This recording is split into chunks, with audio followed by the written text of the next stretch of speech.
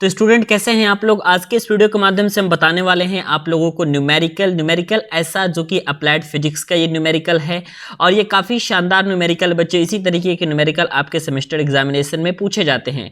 आइए हम बच्चे न्यूमेरिकल को पढ़ते हैं कि न्यूमेरिकल क्या कह रहा है। तो आपका क्वेश्चन है कि एक 100 वाट और 250 वोल्ट का एक लैंप है और एक दूसरा लैंप है 100 वाट 200 वोल्ट का, और ये दोनों के दोनों एक श्रेणी में जुड़े हुए हैं और श्रेणी में कितने वोल्ट के साथ जुड़े हुए हैं, तो 250 वोल्ट की विद्युत सप्लाई के साथ ये जुड़े हुए हैं। तो आपको गणना करनी है कि लैंपों द्वारा धारा कितनी होगी और प्रत्येक लैंप का वोल्टेज कितना होगा। अगर हम इस तरीके से इसका डायग्राम बनाए बच्चे, तो ये मान लेते हैं बच्चे कि आपका ये पहला और आपका लैंप है, उसके बाद यहाँ पे अगर हम बात करें तो ये आपका दूसरा लैंप है। ठीक है, आप देख सकते हैं कि ये दोनों लैंप एक दूसरे के साथ श्रेणी क्रम में बच्चे जुड़े हुए हैं। तो अगर ये लैंप अगर आपके दोनों एक दूसरे के साथ श्रेणी क्रम में जुड़े हुए हैं, तो पहले वाले लैंप का पावर की बात करें तो 100 वाट का पावर होता है और 250 वोल्ट यहाँ पे पहले लैंप की रेटिंग है। दूसरे लैंप की बात करें तो बच्चे 100 वाट का ये भी है, लेकिन यहाँ से आपका सिर्फ 200 वोल्ट का ये लैंप है और इसी के साथ ही साथ जो ये श्रेणी में संयोजित हुए बच्चे, ये कितने वोल्ट की सप्लाई के साथ संयोजित हुए हैं, 250 वोल्ट की सप्लाई के साथ संयोजित हुए हैं। हमको क्या ज्ञात करना है बच्चे, हमको ज्ञात करना है बच्चों कि लैंपों द्वारा धारा कितनी होगी। तो अगर हम लैंपों द्वारा धारा ज्ञात करना चाहते हैं तो धारा को ज्ञात करने के लिए सर्वप्रथम हमको पहले लैंप का प्रतिरोध ज्ञात करना पड़ेगा और दूसरे लैंप का प्रतिरोध ज्ञात करना पड़ेगा। तो मानते हैं स्टूडेंट कि पहले वाले लैंप का प्रतिरोध R1 है तथा दूसरे वाले लैंप का प्रतिरोध R2 है ना। तो हमको एक संबंध पता है P = V²/R, ये वाला संबंध हमको पता है। तो यहां से अगर आप R निकालिएगा बच्चे तो ये हो जाएगा आपका V²/P, और पहले वाले लैंप की वोल्टेज यहाँ पर दे रखी है 100, तो यहाँ सॉरी ये यहाँ पे दे रखा है 250। ठीक है, पहले वाले लैंप की अगर हम बात करेंगे बच्चे तो यहाँ पे आपका वोल्टेज कितना दे रखा है, तो पहले वाले लैंप की जो वोल्टेज है वो 250 दे रखी है। तो ये 250 का स्क्वायर अपॉन में पावर कितना दे रखा है बच्चे आपका, तो 100 आपका यहाँ से पावर दे रखा है। अगर आप बच्चे यहाँ से इसको सॉल्व करेंगे तो आप निकाल सकते हैं पहले वाले लैंप का प्रतिरोध, जो कि आप लोग का बच्चे आ जाएगा 625 ओम के बराबर। ठीक है, आप इसको अगर सॉल्व करिएगा तो यहाँ पे ये आ जाएगा बच्चे आप लोगों का 625 ओम के बराबर यहाँ पे पहले वाले लैंप का प्रतिरोध आपका निकल के आ जाएगा। ठीक है, उसके बाद आप हमको ज्ञात क्या करना है बच्चे, उसके बाद हमको ज्ञात करना है आपके दूसरे वाले लैंप का प्रतिरोध। तो हम इसको R1 मान लेते हैं, इसको हम मान लेते हैं बच्चे R2, और R2 = आप यहां से लिख सकते हैं, फिर से आप लिख सकते हैं V²/P, और V जो होगा आप लोगों का क्या होगा, ये 200 होगा। तो यहाँ पे आप इसको लिख सकते हैं 200 का स्क्वायर। उसके बाद यहाँ पे इसका जो पावर है बच्चे, इसका सेम पावर है, यहाँ से आप देख सकते हैं कि 100 इसका भी पावर है। तो आप अगर यहाँ से कैलकुलेट करेंगे बच्चे तो दूसरा वाला प्रतिरोध आपका आ गया 400 ओम, और ये दोनों एक्चुअली में आपके किस में कनेक्ट हैं, तो सीरीज में कनेक्ट हैं। तो ओवरऑल अगर हम रेजिस्टेंस की बात करें तो R = आपके पास हो जाएगा R1 + R2। इसका मतलब ये हो जाएगा कि आप यहाँ से अगर कैलकुलेट करेंगे तो 625 प्लस में 400 और 625 + 400 को आप ऐड करेंगे तो बच्चे यहाँ पे हो जाएगा 1025 ओम, और ये 1025 ओम यहाँ पे क्या आ जाएगा बच्चे, तो आपने टोटल प्रतिरोध निकाल लिया। ज्ञात का क्या करनी है आपको, तो प्रतिरोध यहाँ पे आप लोगों को क्या ज्ञात करनी है, पहले तो आपको धारा ज्ञात करनी है। तो धारा के लिए I का फॉर्मूला होता है I = V/R, यही तो फॉर्मूला होता है, बिल्कुल सिंपल सा फॉर्मूला है। भी आप लोग का दे रखा है कि 250 वोल्ट के साथ ये संयोजित हुए हैं। इसके अलावा आपने यहाँ पे अभी प्रतिरोध यहाँ पे निकाल लिया। अब आप इसको अपने से जरा सॉल्व करके बताइएगा, ठीक है, कि यहाँ पे क्या होगा। यहाँ पे आप अगर इसको बच्चे सॉल्व करिएगा तो ये आपका हो जाएगा 250 फिर अपॉन में 1025 हो जाएगा। आप इसको सॉल्व करिएगा तो = 0.24 यहाँ पे आप आ जाएगा। अगर आप यहाँ से मल्टीप्लाई करिएगा तो ये सॉरी डिवाइड करिएगा तो 0.24 एम्पियर आपका आ जाएगा निकल के, जो कि पूरी सर्किट में आपकी इलेक्ट्रिक करंट होगी। ठीक है, उसके बाद अगला आपको ज्ञात क्या करना है बच्चे, तो अगला आपने यहाँ पे लिखा है कि प्रत्येक लैंप पर वोल्टेज कितना होगा। ठीक है, तो प्रत्येक लैंप पर वोल्टेज का मतलब क्या है कि V = IR, आपका ये वोल्टेज अगर आप ज्ञात करना चाहते हैं, ये पहले वाले लैंप के ऊपर क्या है, तो इसको मान लेते हैं कि वोल्टेज V1 है, तो V1 = I × R1 हो जाएगा। I क्या है आपका बच्चे यहाँ से